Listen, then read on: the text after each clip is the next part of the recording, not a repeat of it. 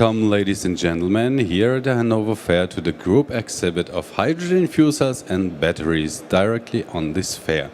It's 2015 and I'm very glad to see the manager of NOAW. He's the director of the management. We're talking about a special market right now, and this is Mr. Dr. Bonhoff.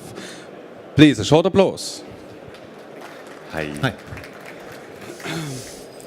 So you find your way directly to the booth right now from one discussion to the next one. I saw you running around here and talking to very interesting people. Yes, indeed. It's. I mean, this is a family reunion every year, and it's a good opportunity to meet a lot of people. Otherwise, you would have to travel around the globe, and here they are, all at one spot. So we just take advantage of that. It's our role to interfere with a lot of stakeholders in that arena, and to discuss trends on hydrogen fuel cells and see how things progress. So this is a good opportunity. So did you see something in progress? What you what would you say is a kind of trend like, to see right now? Is there a company which you could say they're special in, they do something complete innovative right now? I don't want to highlight a special company. I think all 150 exhibitors here deserve to be highlighted because they're all investing into the future, which is the right thing to do. But of course, I mean, this obviously is not my first time in Hanover. I've followed this specific group exhibit over the last, 15 years. We're seeing that we're getting closer and closer to the market. So industrialization of the technology becomes much more important. We still have the research community here, which is good, which is still the technology base that we need. But really companies talk about products, talk about cost and prices, and that's exactly where we need to go. This wasn't the fact for the last 10 years, for the last 20 years, for the last 15 years. You followed from your studies to your position right now. What kind of development did you see to the state today? Well, I guess to put it in a nutshell, 10 years ago we knew hydrogen fuel cells have a good perspective in the energy field to provide clean, efficient power, but the technology wasn't at a point where you were completely comparable to incumbent technologies. So today we're at a point where you can drive a fuel cell vehicle, you can install a micro CHP unit in your house, where you can buy a backup power unit, and those products do exactly what you as a customer expect them to do in terms of lifetime reliability and so forth. Cost is still an issue, so we still need to work on cost reduction, specifically via economies of scale. But that's the last 10 years, where technology-wise we are where we need to be to get into the market. So, and with this kind of overview that you just gave about the complete market, could you explain what NOAW does? Certainly. NOAW is a program management organization. We were founded in 2008 by the German government, and the government is our 100% shareholder of our company, although we do understand ourselves to be more a public-private organization, because our role is to coordinate the National Innovation Program, Hydrogen Fuel Cell Technologies, and basically we do that via evaluating project proposals that come from industry, and we basically try to find out, is that very specific project something that not only does good for the one who applies for it, but that also it provides an input and a benefit to the program overall. And to do that, we need to connect the people. We need to provide networks and industry platforms where they exchange what they've learned from the individual projects. So individual projects, this is the main focus you have. So it's directly, hands-on mentality you have to get the industry closer to the theme of hydrogen. Well, I don't want to say that we get them closer to hydrogen. We're not the ones convincing them to invest into hydrogen. Yeah. They need to have that self-motivation by themselves. That's not the point. But I mean, we're talking about in the overall program well above 200 individually projects in various fields. And it's our role really to make sure that it's one coherent program rather than 200 individual projects. Yep. And I mean, just to give you a glance on the applications that we're working on, within our program, the main focus or the main program area is transportation with a little bit over 50% of the overall activities. And when I say transportation, it's fuel cell vehicles, hydrogen infrastructure, and those kind of things. A third of the program is dedicated to stationary fuel cells, micro CHP, just like what you saw before me here with Mr. Daunsteiner from Weiland and other companies. And then around about 15% are dedicated to what we call special markets. And special markets in our case are those applications for hydrogen fuel cells that don't fit into the other categories, but that are relevant in terms of industries developing products and trying to take advantage of the the benefits of fuel cells. So we started with the word special markets right now. This is what we would like to talk about for the next minutes. And if you have some question for the special market, what we are talking about, please raise up your hand. Bring out the question, I get around to you with the microphone, and you can just post the question directly. If you like to do this, it's an open forum here. You're invited to do it. So, special market. There are different points in special market. You got some categories for it. Yes, within special markets, we in our activities right now see three main areas of activities.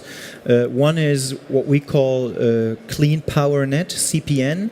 It's an industry platform that is dedicated towards fuel cells in backup power, grid-independent power solutions. So we're talking about telecommunication market, those kind of sites. The second area of activity is around materials handling. And we have in our program a couple of projects where we operate, or the industry operates material handling equipment. And the third segment that we're engaged in quite heavily is hydrogen and fuel cell opportunities in and around airports. So specialty vehicles, special applications in that very specific environment of an airport. So the environment of an airport, just to go there, you deep into discussion to see what kind of development you can do there, what kind of material is needed, or what kind of system can run. Well, we actually have a airport working group, as we call it, which is composed out of the airport operators in Germany.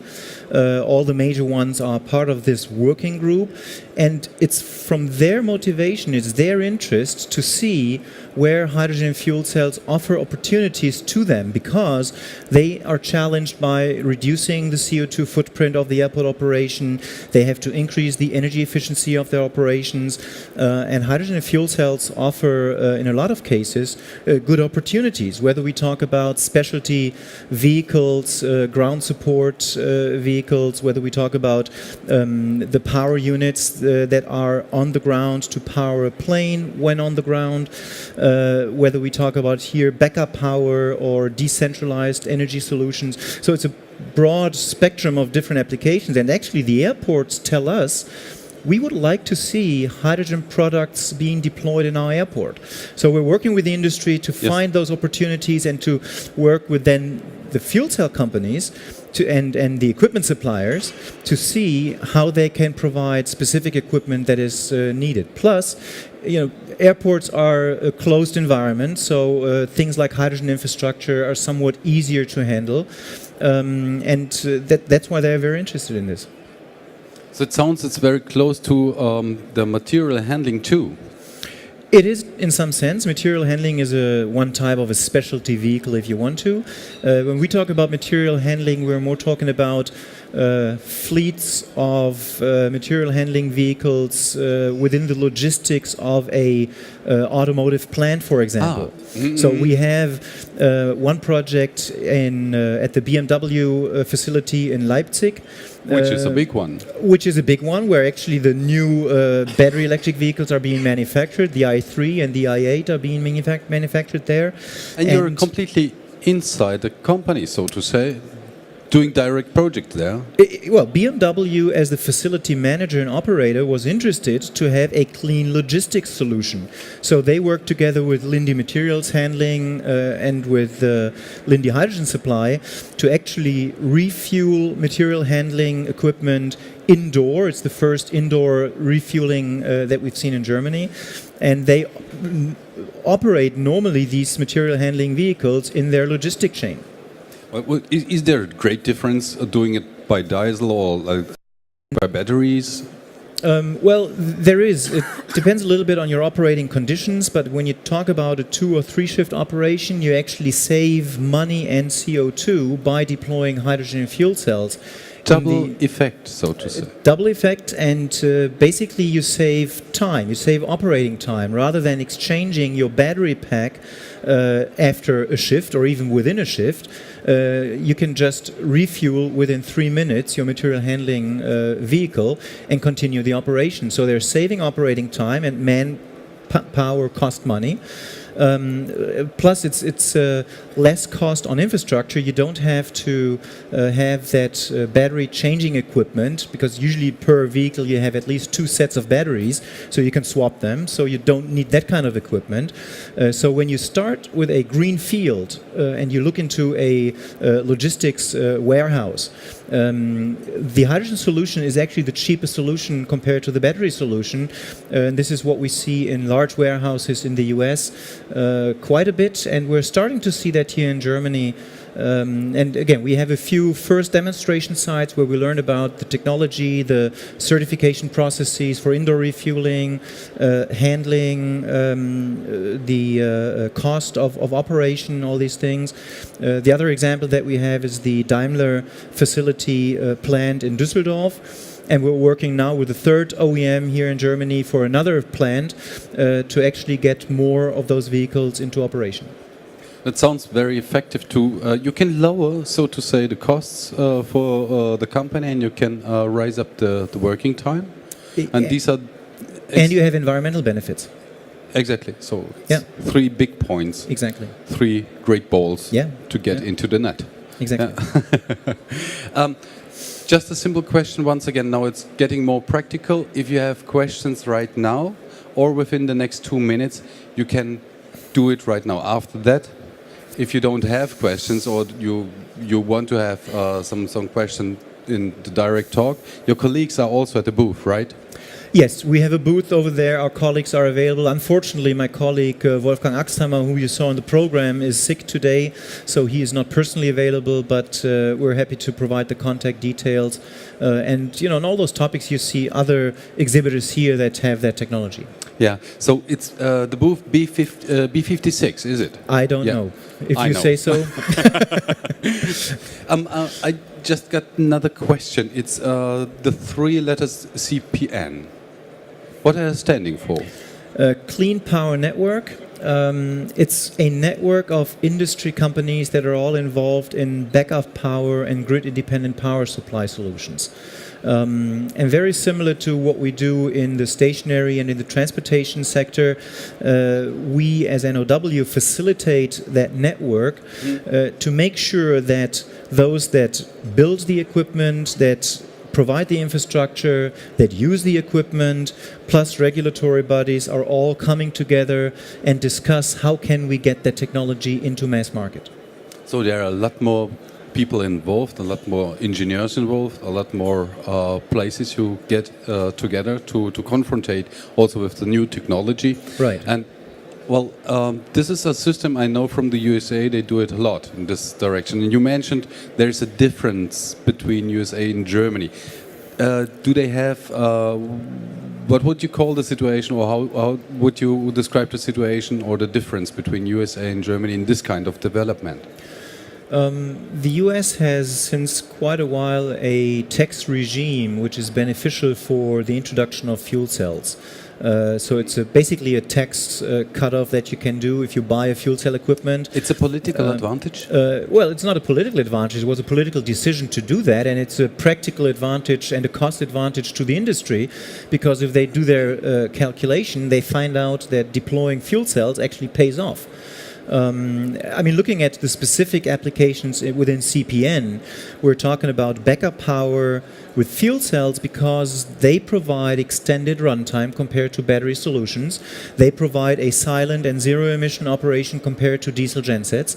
So you have clear advantages of that technology, especially when you look at critical infrastructures, communication, for example. You need to be prepared for, well, even catastrophes where you have to make up for backup times well over a day or two, and that's where automatically fuel cells that are fed by hydrogen are more economically than batteries. So here in Germany we have an R&D environment with the program that we manage, which is a good opportunity for the industry to field test those sites. But our program is not designed to also provide incentives in the market ramp up and the market, more volumes getting into the market, which will be the next step. And that's the discussion that we're now having here in Germany. And that's where the US, coming back to that point, has a tax regime in place. So it's easier for those companies to actually invest into the product. So is this, just in a short and clear sentence, with, if you can do it in 3 words, a future view for your company? What is to do right now? You can influence the politicians, you can influence the industry. We want to promote hydrogen fuel cell technologies. We want to make sure people are aware of the positive effects of deploying that technology, and the benefits are jobs, environment, efficiency. Great 3 words. Mr. Bonhoff, I have to thank you very much. So if somebody wants to visit it at his booth, right? You're welcome. Yes, I'll be around until tomorrow, so I'm happy to see you. You even have a secretary who can make some dates with you? Yeah, yes. Exactly. Thank you very much. Mr. Bonhoff. So, and next you will see a podium discussion in German zu regenerativ erzeugter Wasserstoff, ein Biokraftstoff. This will be the title.